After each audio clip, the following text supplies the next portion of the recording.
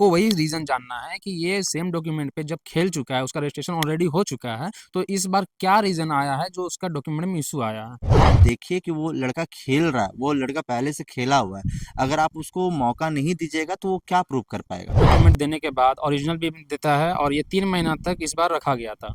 ठीक है? ये कह के कि वो जेसीए जा रहा है वेरिफ़िकेशन के आप लिए। जेसीए भेजे हैं सर्टिफिकेट, तो वो जेसीए भेजे हैं तो जेसीए किस आधार पे हम लोग को सर्टिफिकेट लौटाए हैं? 15 से 16 बच्चा लोग को ये कह के हटाया गया है कि आपका वेरिफिकेशन में इशू आया है। पूछने पर कारण भी नहीं बताया गया कि क्यों कि रिजेक्ट किया गया, क्या कमी था पेपर में, कुछ नहीं बताया गया। ये चीज़ हमें पता चलता है कि आप गलत थे और ये हमारे लड़के के साथ गलत हुआ है जो कि जेन्युइन था, तो हम उस पे कुछ ना कुछ एक्शन ज़रूर लेना चाहिए। 20 या 21 खिलाड़ी का सिलेक्शन होता है।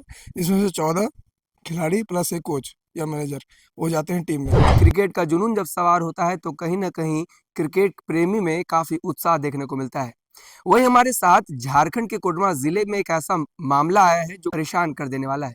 जी हाँ, मैं बात कर रहा हूँ कोडरमा के युवा जो अंडर 16 खेलने के लिए काफ़ी उत्सुक थे, जिन्होंने अपना फॉर्म जो झारखंड एसोसिएशन जो क्रिकेट का है, वहाँ पे इन्होंने सबमिट किया 3 महीने पहले। लेकिन उनके बाद कुछ ऐसी स्थिति उनको देखने को मिलती है कि उनके फॉर्म को रिजेक्ट कर दिया जाता है। कारण क्या? उसकी कोई जानकारी नहीं। क्यों रिजेक्ट किया जाता है? कोई जानकारी नहीं। हमारे साथ मोहित हैं जो परेशान नज़र आ रहे हैं और उनके जो साथ में यानी या कहें कि जो वो क्रिकेट जिनको सिखाते हैं जो छात्रों को, जो बच्चों को, वो भी कहीं न कहीं काफ़ी मानसिक दबाव में है।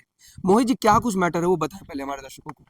देखिए मैटर ऐसा है अंडर 16 का ट्रायल हो रहा था, ठीक है? जो हर साल होता है, हर एक एज ग्रुप का होता है क्रिकेट के लिए, केडीसीए के द्वारा मतलब जेसी द्वारा होया जाता है और वो केडीसीए से यहाँ पे सिलेक्शन होता है, ठीक है? उसमें क्या होता है कि 2 साल से बहुत सारा वो फॉर्म वेरिफिकेशन वगैरह का नियम लागू हुआ है जेएससी के द्वारा, तो उसमें बहुत सारा डॉक्यूमेंट मांगा जाता है, बच्चे का, पेरेंट्स का, बहुत सारा। और ये सारा बच्चा डॉक्यूमेंट देने के बाद ओरिजिनल भी देता है और ये 3 महीना तक इस बार रखा गया था, ठीक है? ये कह के कि वो जेसीए जा रहा है वेरिफिकेशन के लिए। 3 महीना के बाद उन्होंने वो कैंप लगाया, कैंप के दौरान 2 दिन के बाद उन्होंने सारे बच्चे को वो जितना भी डॉक्यूमेंट था रिटर्न किया, ठीक है? और उसमें वो ये कहे हैं 44 बच्चा थे, 44 से 45 बच्चा, उसमें से आपका 15 से 16 बच्चा लोग को ये कह के हटाया गया है कि आपका वेरिफिकेशन में इशू आया है, कुछ ना कुछ डॉक्यूमेंट में आपका इशू आ चुका है, जो कि जेएसए द्वारा आपको पता चलेगा। ये बात जब बच्चे पूछे कि सर मेरा रीज़न क्या है, क्या हमको इशू आ रहा है, तो वो बच्चे को वो बोले हैं कि जेएसए के द्वारा ये चीज़ आपको पता चलेगा, हम नहीं बताएँगे, ठीक है? ये कहा गया है बच्चे लोग को। मामला मैंने अभी हाल-फिलहाल में मैंने देखा कहीं पे, उसमें 1-2 बच्चे ऐसे भी हैं जो 2 बार खेल चुके हैं, लेकिन उसके बाद इनको मतलब रिजेक्ट कर दिया गया। जब बच्चे खेल चुके हैं, तो कहीं न कहीं पिछले बार तो वेरिफ़िकेशन करवाए होंगे। अगर पिछले बार वेरिफ़िकेशन में सब कुछ ओके था, तो इस बार ऐसा दिक्कत क्यों?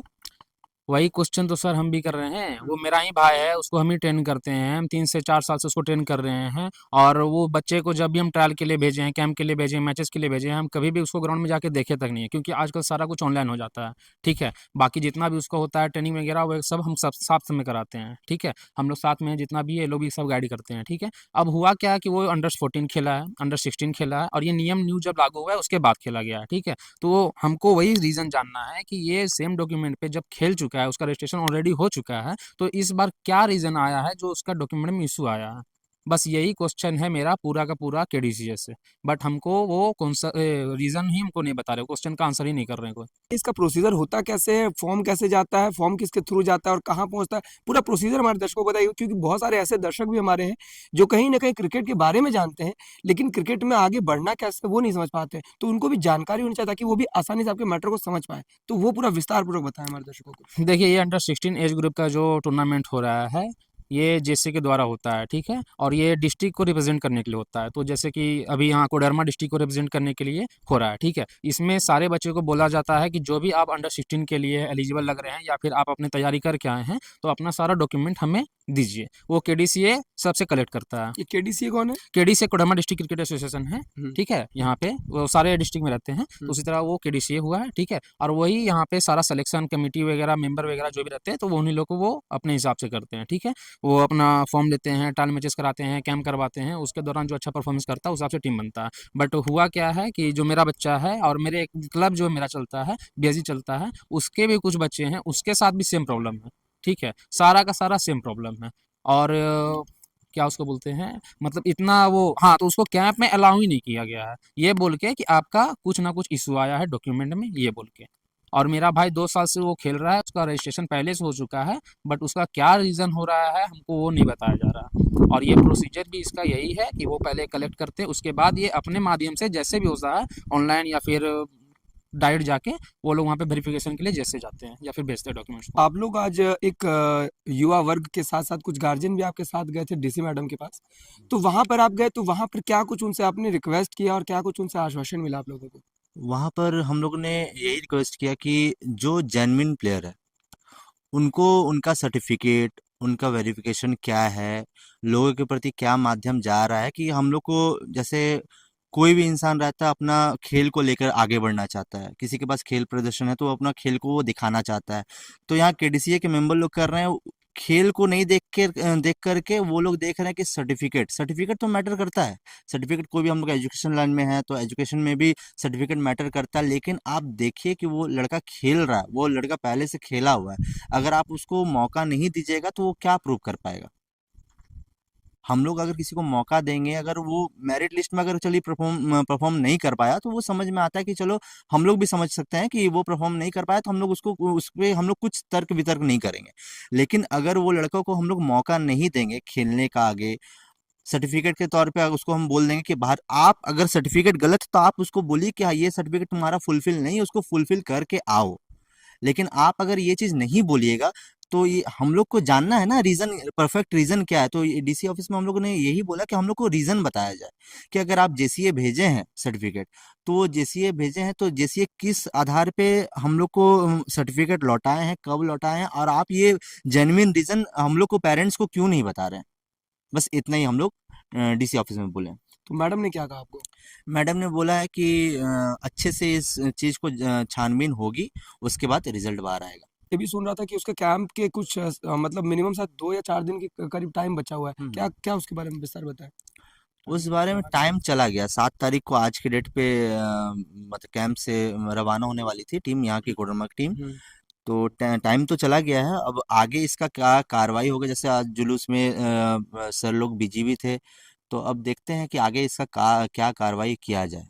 तो क्या ये डेट आगे बढ़ सकता है अगर आपका मैटर सॉर्ट आउट हुआ तो? डेट अगर यहाँ के मतलब एसोसिएशन के हेड अगर चाहें तो ये मैटर आगे बढ़ सकता है, ये सॉल्व हो सकता है, और अगर नहीं चाहे तो फिर नहीं हो सकता। इस पूरे टूर्नामेंट के लिए कोडरमा के कितने प्लेयर का सिलेक्शन होता है बेसिकली, अगर आपके अकॉर्डिंग अ, आपको जानकारी होगी इस इस बारे में? टूर्नामेंट के लिए आफ्टर ऑल 28 to 30 सिलेक्शन होता है, उसमें से 15 ही यहाँ से जा पाते हैं। 14+1 अच्छा 14+1। मतलब 15 लोग हाँ ही जा पाते हैं, हाँ।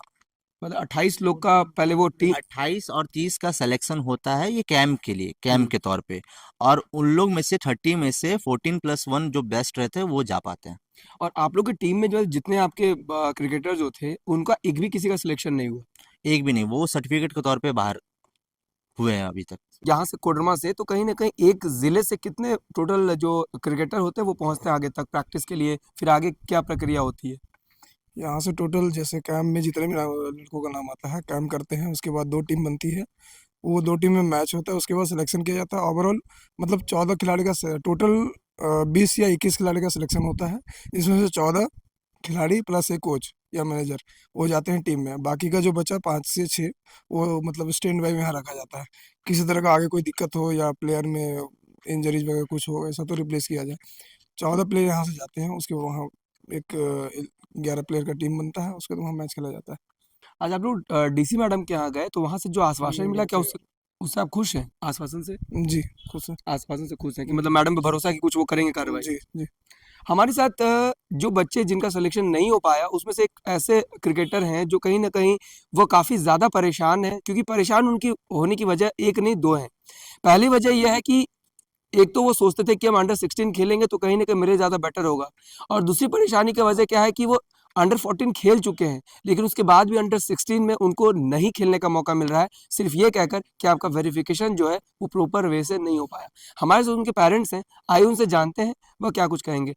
देखिए एज ए पेरेंट्स मैं तो ये कहना चाहूँगा कि जितने भी ज़िले के चयन करता है क्रिकेट एसोसिएशन के, उनसे अपील भी करना चाहूँगा कि जो भी बच्चे खेलने लायक हैं, मेरा बेटा हालांकि पिछले 2 सालों से खेल रहा, उसी पेपर पे खेल रहा था, इस बार किस कारण से उसे रिजेक्ट किया गया इसकी कोई जानकारी हम लोगों को नहीं दी गई। हालांकि पिछले 3 महीनों से इन लोगों का सारा पेपर KDSA के पास जमा था।